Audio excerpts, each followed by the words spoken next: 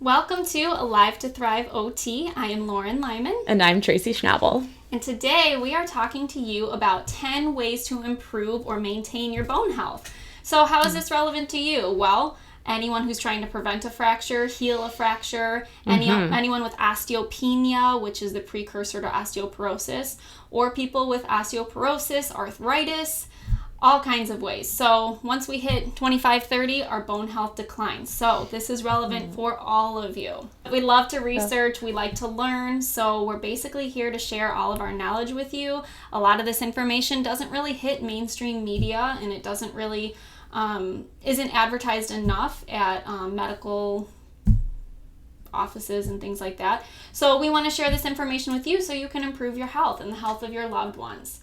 A legal disclaimer, all claims made on our videos are for informational purposes only, and it does not substitute your doctor's advice. So as always, if you have a specific medical concern, talk to your doctor. You're welcome to bring this information to your doctor, but ultimately it's a medical decision that needs to be made by a provider who knows you and your situation. Links provided are for informational purposes only. We don't give warranties or representations for any of our information, so please proceed at your own risk. And as always, if you have a medical emergency, call 911. So I'm going to pass it over to Tracy. Okay, so our 10 tips. And I started doing this with some of my patients actually when I was a student, just to give them ways that they could manage and empower themselves to work with osteoarthritis. So a lot of people think, like, with a lot of things, like, oh man, I have this diagnosis and it's a big bummer and there's nothing I can do and life is just going to be horrible after this. And it doesn't have to be. It could be horrible if you don't do something about it, though. So it's really important to take it seriously, because especially in older adults, what is it, Lauren? Like, after they fall, it often leads to a decline in their health, because they're generally start being afraid to move and things like that, and their activity levels decline. And then you need to have your activity levels be higher in order to be healthy. We need things going and running. So, it's really critical, to take these things into consideration if you have that diagnosis, or you have osteopenia, like you've been told by your doctor that you have, you may develop osteoporosis. And I hate when they tell you don't move a certain way, don't do this, don't do that, because then it becomes a cycle. You don't move a lot, and then it's harder for you to move because you're not challenging your body. And then when you do move, then you fall, you get hurt, and then, the doctor was right, I shouldn't have moved. Well, you want to keep moving. That's the thing. Yeah, I mean, be careful. Don't take unnecessary risks, but don't stop moving, because then you don't use it, you lose it. Right. The balance is part of that. Yeah. So it's really important for people to know this knowledge. So that's why we're getting it out there. So even if it doesn't apply to you, maybe it'll apply to your grandparent or somebody you know. And just, it's easy to remember. Send them the video too. Okay. And if it doesn't apply to you now, that doesn't mean it won't later. So again, good to have in your back pocket. Yeah. So the first one is getting more calcium. And then a lot of people think that they have to get their calcium from milk. But I think that Lauren talked about this in one of our other videos, is that they actually did a study where they found people that drink more milk were more inclined to get osteoporosis. So people who drank more than 1 cup or 1 glass of milk a day ended up with increased chance of getting ovarian and I think testicular cancers. So, milk is an animal byproduct, and the more animal products you consume, the more at risk you are for certain things. I'm not saying you need to be a vegetarian, but milk is one of those things where it's like, can you get your calcium in other places? Yes, you can. You can get it from plants. So that's the route I take. Yeah. So and I learned this when I'm not a vegetarian now, but I used to be a vegetarian, and I learned when I was researching that you can get calcium from other sources. You can get it from broccoli. What? Also learned that. And if you remember from our gut video, broccoli helps reduce the risk of Alzheimer's, autism, and Parkinson's, I think. It was one more. Go check it out. Just Google it. I mean, vegetables or fruit, vegetables high in calcium. And then it'll come up with pictures and, the descriptions of all the vegetables that are high in calcium, so you can get your calcium. But there is also a thing as too much calcium, too. And too much calcium can cause osteoporosis. And that's what I was talking about before. So it's not necessarily the milk, but I think we put so much emphasis on the calcium that we're forgetting about magnesium. Yeah. So sometimes, osteopenia, the doctors automatically say, bam, calcium deficiency. But it could be a magnesium deficiency. Yeah. So their solution may be, okay, take all this calcium. But remember, too much calcium can hurt you and can cause osteoporosis, the thing that you're trying to prevent. It can actually weaken your bones. You don't want too much calcium. So it's so important to get your labs done, because you can't just say, oh, you have osteoporosis, you have a calcium deficiency. And that may be the case, but it may not be. There are other things that can cause that. So have a doctor that takes time with you to like go over all these things. And as we said in other videos also, functional medicine doctors, naturopathic doctors, like know about all these contributing factors, depending, your regular mainstream allopathic doctor might also know this, but they would have to have a particular interest and take continuing ed on it. So make sure you have a doctor that knows the multifactorial things that could help you really with any disease you have or concern you have. So the calcium and the vitamin D pairing. And magnesium. So there's also, sometimes it's not so simple. That's why we say that our channel is not just take it and go, take it and go to one of the practitioners that's holistic that we explained to you in earlier episodes and try to get the best treatment for your condition. We're just healthcare advocates trying to help you out here. And again, even if your calcium is low, it may not be just taking calcium that's going to bring it back up. Like Tracy said, vitamin D, you need vitamin D to absorb calcium. So that's why a lot of times milk is fortified with vitamin D. If you've seen on the milk, it'll say, it has vitamin D added. That's because you need vitamin D to absorb the calcium. So if your doctor prescribes you calcium supplements, well, what's happening? You're probably just peeing them out, because if your vitamin D isn't high enough, which most of ours isn't. I think it's safe to say the majority of us need a vitamin D supplement, and I'm not saying that's fact, but I would guess if we took our labs, they'd be low if you're not taking something. I'm taking 10,000 a day, and I'm where I need to be. 10,000 IUs a day. And a lot of vitamin D out there is only 1,000, so I think it's an area we're definitely lacking in, and it's affecting our absorption of other nutrients and causing health problems. I remember vitamin D is, I think a lot of people know about bone health and vitamin D, but we were talking about in other episodes too how vitamin D is associated with mood and depression too. So you could be depressed thinking, again, the old school way of thinking is, oh, I have this horrible diagnosis, a mental health diagnosis, and it's permanent, and I have to just live with this, and it's just something that's genetic. My whole life. Or be on this antidepressant my whole life that maybe doesn't make me feel very good, or maybe it's expensive, or maybe there's other barriers. And it's how awesome is that it could just be a vitamin D deficiency. And most people are we were saying, a lot of people they're finding in society are vitamin D deficient. So, and then we were talking about in other episodes, get outside, get sun. Also, if you're having sunscreen, it could block the vitamin D absorption. So, if it blocks UVA and B rays, I didn't know that until she said it. So, putting on a bunch of sunscreen and going outside is not getting you vitamin D. So, which was surprising. That's interesting, right? So that's why you should listen to our channel. Risk-benefit analysis. You don't want to burn because you'll get cancer. But you don't want to not get enough vitamin D because you'll be sick because you need vitamin D. So, I'm not just saying pump yourself up with supplements. I get outside as much as I can and then just supplement from what I'm lacking, because you have to remember, back in the day, we lived outside. So a lot of sun, and there was no sunscreen. Now we're working, and then we're coming home, and then we're doing chores inside. We're hardly ever outside. And when we are, we're gotta load up on the sunscreen. So what are we really getting? Even if you can get outside 20 minutes a day, that can actually help. We used to eat our lunch outside. Small little gains. And we don't want to make you super paranoid, oh my gosh, I have to pair this with this, and I have to get outside, and I have to do... Even if you take one thing from this video, ask your doctor, could there be other causes? Or maybe be maybe I'll go outside during my lunch break, or... maybe I'll eat more broccoli. Just take one thing, one small change, and help yourself, with that change. At least one small Yeah, at least one. But if you've been watching our videos, like I said, broccoli's been brought up before. So, I mean, these things overlap. So it's not like, oh my gosh, they got 50 videos. I have to do 50 different things. There's a lot of overlap. I mean, some things are just really good for you, and they have a lot of health benefits. So it crosses over into multiple areas. Yeah, so nature is medicine, and that's the good news because it's not that expensive. I mean, it could be like certain groceries, but it's what was your quote? Like, if you don't take time for your health now, you'll be forced to take time for it later. Same thing with money. If you don't invest in your health now, you'll be forced to invest a lot more later on. Prevention is cheaper than treatment. Yes, thank you. So if you look at food as medicine, you're just buying your wellness, and then you don't have to buy your treatment, which is going to be a lot more. Yeah. And then exercise is important, like cardiovascular exercise. So as a therapist, pretty much for any problems, that people came to me with, one of the main protocols included cardio. Why? But why cardio? Well, that's what I first thought when I was reading that, like, oh, cardio for everything? What? Why?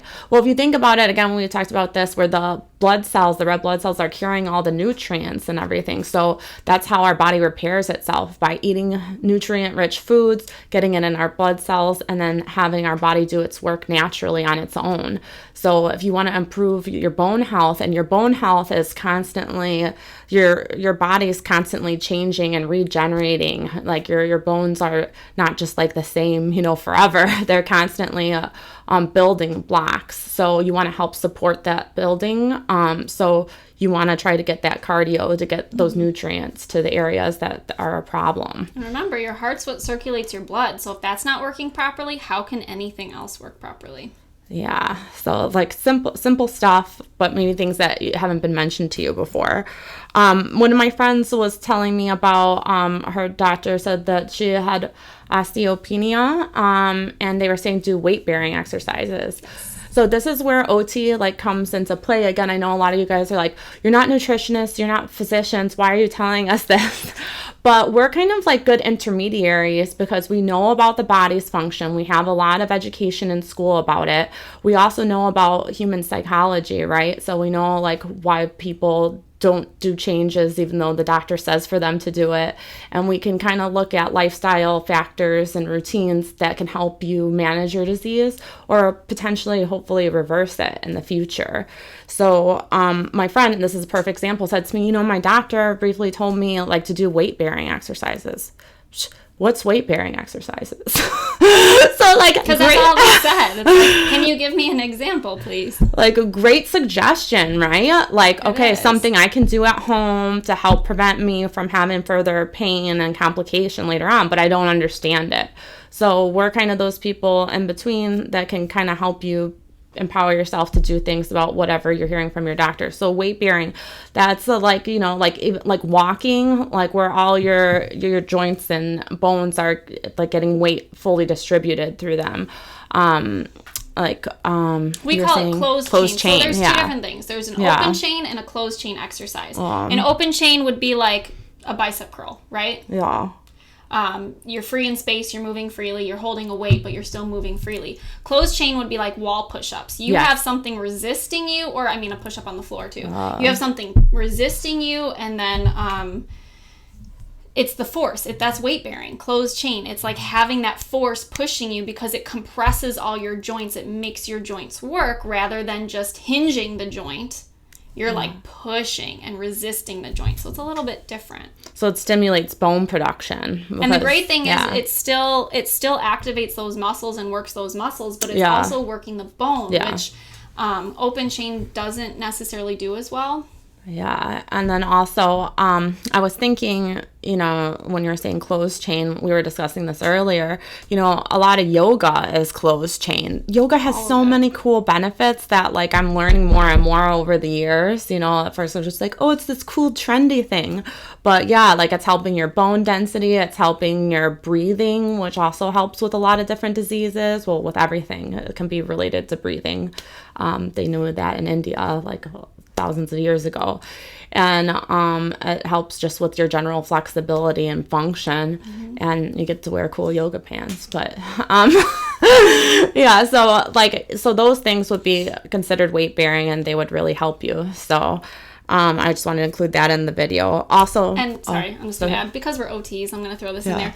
I worked in spinal cord, and a lot of research shows that, I don't know if you've ever witnessed therapy or a patient that has a spinal cord injury, but there's these standing frames. So people who can't stand because they don't have the muscle activation to do it, they put them in these standing frames, and it kind of looks like, why are they doing this? What's the point? There's no function. Well, the function is that weight bearing helps to keep their bones strong, because if they're not doing that weight bearing, their bones get weaker and weaker, and then when someone tries to transfer them or even dress them, just do range of motion with them, their bones can break because they get so brittle. So weight bearing, I mean, that's like the best population to really say like, wow, weight bearing really does something, because these are people at most risk and people who aren't weight bearing naturally on their own, and just the difference, I mean, in the amount of fractures they get, and I mean, maybe the osteoporosis is kind of inevitable for them, but at least they're decreasing their risk of injury just being transferred or getting dressed or just having someone move their joint. So just think like the body, as I heard one time, and this was kind of like a moment, like the body responds as a reflection of what you do every day. So like your body responds to what you need, because that's what it's designed for. That's how we survive, right? So if you're doing weight bearing activity, it's stimulating bone production, because it's telling your body like, oh, I need stronger bones. Like if you're doing that push up, if you're doing, downward facing dog, you're putting like all this weight, your body weight, through your skeletal structure, and it's cueing your skeletal system to say, oh, we need to build more, bone. We need to have more stronger density here to withhold all this weight. So that's to an extent. I mean, you have a tipping point. So if you're saying like, oh, so if I'm obese, I'll have stronger bones. No, because you get to a point where your body can't handle it anymore, and then you're putting pressure on the joints and inflammation and yada yada. But I mean, exercise. Okay, so another thing is the phosphoric acid in soft drinks that's added.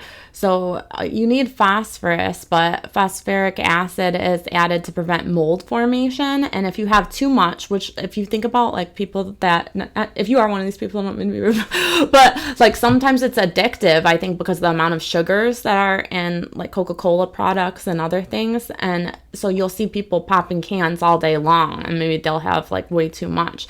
So in excess, it causes bone demineralization, leading to osteoporosis, which I think like a lot of my patients and a lot of the general public doesn't know that. So again, minimizing your packaged food, your processed food, because I mean, why do you think it can stay good for so long? There's stuff in there that preserves it, and a lot of preservatives are not good for us. Yeah. And then I was also mentioning it's good also like to prevent diabetes. You want to reduce, and heart disease. You want to reduce Coca-Cola or soft drink products, because it has a lot of corn syrup in it, which is not good for your heart health. It's not good, in general for your heart. So it has. And you need your heart for your bones. Right. So it has kind of like connected. A cyclic pattern. So that's, knowledge is power. And if you know that, I think you're more motivated to make a change. And that's why I always educated all my patients and try to just tell people what I know, just because I think it's easier to make changes when you know better, you do better. Mm-hmm. Okay, so, and then also a surprising thing too is drinking water, because that actually helps like your bones and joints. So sometimes people are really dehydrated, and it leads to like a lot of bone problems and muscle problems not working properly. So a lot of people, my patients didn't know that. They're like, what does water have to do anything? Even me earlier on, I used to have like a lot of joint pain and problems. And I remember one of my CIs at an internship was talking to me, well, drink water. And I was like, what? Like, what does that have to do with that? But again, it's cyclic, so it's all connected. So you want your muscles to work properly. They need to be hydrated. You want your joints to work with your bones, and your bones to work with your joints. They should be hydrated. So your body functions better when it's hydrated. So make sure you're getting the proper amount of water so that it can do its job. And if you need a little bit of a guide, typically I say minimally so take your weight, divide by 2, and that's how many ounces of water you should get a day. So if someone's 140 pounds, 70 ounces of water a day. And you can convert it to cups to make it easier, or whatever you drink out of. And You have to do one math equation your entire life and you got your water. Yeah. So, or just try to increase your water intake. If you're not getting any water, try to get some, And again, fruit is 90% water, so eat more fruit. True. If you don't like water, you can do natural flavorings, like lemon. You can drink bai. Bai is good for you, or not unhealthy for you. Fruit. And fruit has a ton of water in it, so that's obviously more flavorful than drinking a plain cup of water. Yeah, so there's ways around it if you really hate it. And then also eating foods with boron in it. So like spinach, kale, broccoli, those green vegetables really helps. It really helps with osteoporosis. So again, what we were saying before is you need those fruits and veggies. You're supposed to have 6 to 10 servings of fruits and vegetables a day. 8 to 12. If you're not getting it, then you're going to end up with some form of chronic disease. And again, we offer a whole food nutrition product if you're having trouble incorporating that into your routine due to work or having a lot of stress going on and it's just not feasible. So not a replacement, but I mean, it helps bridge the gap between, what you are getting and what you should be getting. Yeah. So it's great to help. We offer it because we've noticed there's such a huge inextricable link between nutrition and health. We want to have products that are really healthy for people and easy and doable. Because the one thing I learned early as a therapist, probably did too, Lauren, is you have all this knowledge and cool things, but you could tell people all day, you could talk all day about how to fix their problems, but if it's not feasible for them, it's not going to happen. So you can't just have the knowledge to know how to help something. You also have to know the feasibility for it. So that's why our whole food products, help with that, implementing a lot of the things we're suggesting. So just contact us by email if you're interested. And then also another surprising thing is reducing stress. This is something that I feel like a lot of people wouldn't know, right? How is osteoporosis and stress associated? Well, you're going to have more of an inflammatory response in your body and inflammatory markers if you're really stressed out. So cortisol chemicals are actually released, by the adrenal glands in the body. So we like to pretend emotions and the body's functioning are not interconnected, but they're also inextricably connected. So if you want to reduce the inflammatory response and the immune system functioning and your overall health, you have to reduce stress. So again, on so many levels, not just for your sanity, but for your physical health, you should be taking self-care time. And for some reason in this country, it's a crime to sit down. I don't know why or how that happened, but you really should be able to sit down and read a book, listen to music, do something a half an hour a day for yourself. Take a mental health day. If you're feeling really stressed out at work. I love those. Yeah. Where we used to work, it was in our union handbook or whatever. You are allowed one mental health day per quarter. That's 4 a year. Yeah. So rather than using your sick days when you're sick, maybe take that mental health day when you need it to prevent problems. Yeah, I mean, and you can even, if you're not comfortable saying I'm taking a mental health day, you can describe it as I'm physically exhausted. I am in pain, whatever's causing you, because that will happen too. So you could do it that way. And don't feel guilty about taking care of yourself. I think a lot of people feel guilty, especially women, because women always want to take care of people. Maybe that's generalizing, but I feel like women are very caregiver oriented and they never want to help themselves. So take time for yourself. Do you? And our other tips are, omega-3s, make sure you're getting your fish oils. That actually really helps. We also have that as a part of the product that we help educate on. And remember, if you have an issue with fish make me sick, or if you're concerned about the mercury poisoning, which is going on in our oceans, then you can bypass the fish and take the algae, take the seeds. There's omega seeds that they sell at the store. You can throw it in a smoothie with your kale. Mm-hmm. You can take the supplement, the whole food nutrition supplement is usually what we recommend because it's bioavailable, it's not synthetic. So seeds and algae, it's where I get my omegas. I bypass that fish altogether. Yeah. Those are simple options, and I don't think a lot of people know about that. And then also the most interesting one, my favorite, not favorite, happy about it, but is depression. So a lot of times, like, it's kind of like what came before the chicken or the egg. So a lot of people with arthritis have depression, but I think also as there's a missing link, sometimes people have depression before they have arthritis. So, and that gets into like your bones. So you really have to be doing like with the life force, like you have a life force within you, something that drives you, your energy level. And if that's low, you're not going to be participating in things you love. You're not going to be out exercising. You're not going to be out active. So this is kind of like abstract, but just kind of like try to follow me, you know, is that you have to be nurturing yourself. And if you're not, then like everything's going to follow suit. Like we're saying, the heart controls everything, controls the whole body. And like, you know, they talk about your heart being connected to your emotions, or like the center of all that.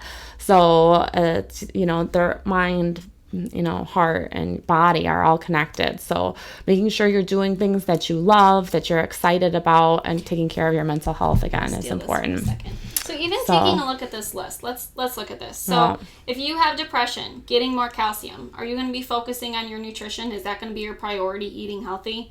Getting more vitamin D, going outside. Are you going to, if you're really depressed, are you going to have an easy time going outside and trying to get out in nature? And maybe you do, but to me, I think those are going to be challenging. Exercising. Who exercises when they're depressed? Yeah. I don't know anyone that does. I mean, someone who can really combat it, great. Good for you. You got great intrinsic motivation. But if someone's going through depression, exercise is like the last thing on their mind. Again, and then with weight bearing, same thing. Reducing phosphate-containing foods, alcohol and soft drinks. When you're depressed, you're kind of just like, screw it, give me the donuts, right? Not everybody. I get like that. Drinking water. So again, are you really taking care of yourself when you're depressed? Eating food, certain foods, we said that. Reducing stress. I mean, depression and anxiety and stress all go hand in hand. So everything on our list. I mean, if you have depression, you're going to have a hard time doing all of those other things that directly contribute to bone health. And there's a lot that you can do for depression. Like I was saying, you know, like listening to music, participating in things that you like, calling a friend, going for social support, even going like to a support group. There's like so many different things. Aromatherapy. We're going to do more videos about that. I think we should. But switch our focus. Yeah, switch our focus. But don't think, you know, again, if you have depression, that's like an end-all, be-all for you. There's so many treatment options out there. There is no end-all, be-all. That's what's so cool. Yeah, that's our point, be-all. right? I mean, unless your doctor says you're dying tomorrow, I feel like there's hope for all of us. Yeah. So it's never too late to change. Yeah. To take baby steps to change. But like I said, wellness is cheaper than restoring health. So let's start now. And even if your health is poor right now, hey, you're listening to us now. Let's make those changes. Let's get you back to being well. Yeah. And then there's also, I keep forgetting to mention Reiki. So that's also like a modality that can be used for depression. Energy healing.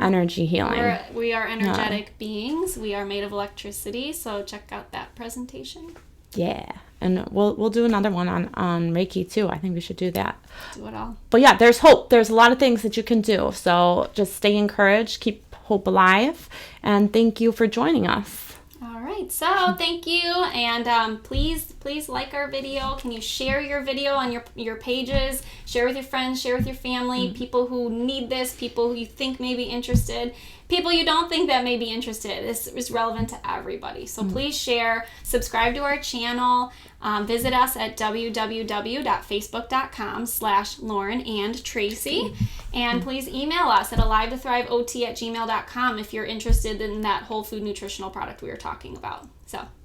And thank you for joining us. We appreciate your support. We love you. We'll see you next time. So we are wishing you physical, emotional, and spiritual health and wellness. Take care, everybody. Bye.